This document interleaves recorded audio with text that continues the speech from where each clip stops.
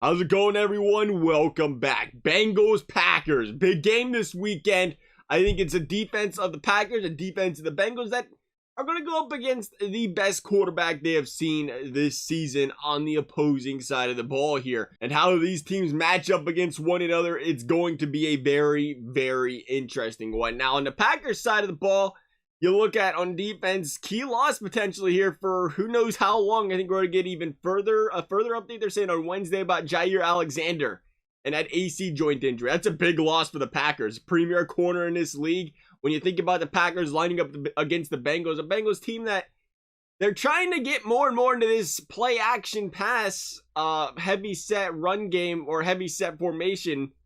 And you throw one wide out wide, or maybe two, but even if it's just one, you think, oh, we got Alexander on that guy out wide. That's going to eliminate a lot of problems out there and make the Bengals more one-dimensional. You get rid of Jaire, though, things get a little bit more difficult trying to cover guys like Jamar Chase out wide. They've got to find a way to match up against Jamar Chase, T. Higgins, who potentially could be back here for the Bengals as well, and then Tyler Boyd. Bengals, speaking of the injuries, again, T. Higgins, Awuzie, Jesse Bates, all expected to practice Wednesday. We'll see how that goes. Could be limited, could be setbacks. You never know. But the Bengals are going to need all the firepower they can on defense going up against a guy like Aaron Rodgers. Again, best quarterback that defense has seen all season. And if you want to slow down Aaron Rodgers, you really only have, you got a couple options. Not really. He's a really good quarterback. But the best option I can think of here if you're the Bengals is you got to find a way to get pressure on this guy. And you got to find a way to blanket Davante Adams all game, which is a lot easier said than done because the Packers doing a pretty good job keeping guys off of Aaron Rodgers. You get him flustered though, things go to Bengals' favor, but that's easier said than done. And covering Davante Adams, double covering him, again, easier said than done if you want to get pressure on that quarterback. As far as, guys like Randall Cobb are concerned, I'm not as worried about Cobb. I think Mike Hilton's going to do a pretty good job of covering him in the slot. So you're going to have to find another way to beat this Bengals defense other than with Randall Cobb. The thing with this Packers team, though, and I'm sure Packers fans talk about it a lot too, is this team has two players on the entire team with over 10 catches on a season. Davante Adams, Aaron Jones. Bengals have showed they can give up yards to the running back. They do struggle with that to an extent, so you better be careful. Remember what they did with Najee Harris there a couple weeks back. Packers could use that to their advantage. Really move the ball up and down to this Bengals defense. Again, it's just, I think both sides of the ball are just going to have a tough time slowing down the opposing team's offenses, to be honest here. We'll see how it turns out. But if you're Packers, though, trying to really open up this game against the Bengals, what you're going to want to do here on defense, go out there and try to stop that Bengals run game. Now, the Mixon news, whatever, the Bengals probably still going to go out there, injured or not, try to run the football.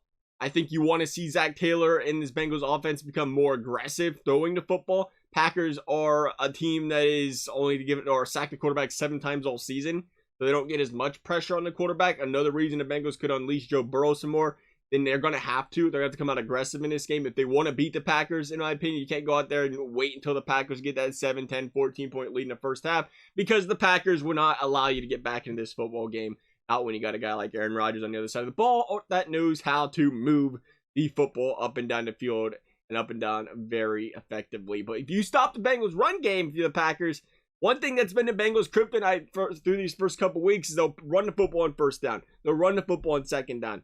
Then they'll get 3rd and 5 or 3rd and 6, 3rd and 7, whatever. And for whatever reason, obviously a little bit 3rd and long, obvious passing down. That has been what they've struggled with the most is those 2 run plays, go out there and pass it on 3rd down, incomplete punt.